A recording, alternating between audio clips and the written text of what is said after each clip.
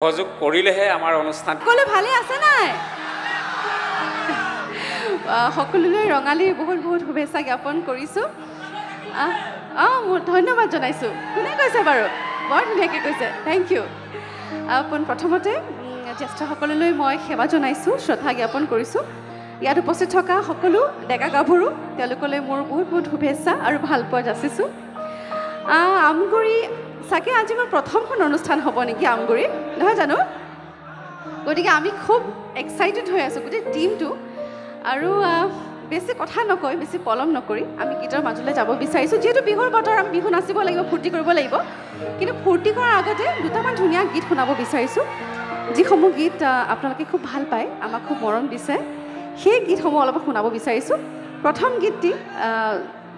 খুব বেছি ভাল পায় আপোনালোকে জুবিন দাৰ মোৰ কণ্ঠত সেই গীতটি শুনি চাওক তাৰপিছত আমি বাকী কথাবিলাক তাৰ পাছত পাতিম অ'কে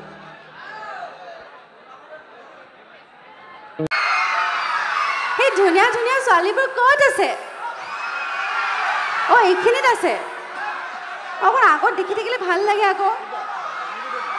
কেৱল ল'ৰাকে দেখি আছোঁ ছোৱালীখিনি দেখাই নাই ছোৱালীবোৰ নাচনীবোৰ আছে নাই বাৰু ইয়াতে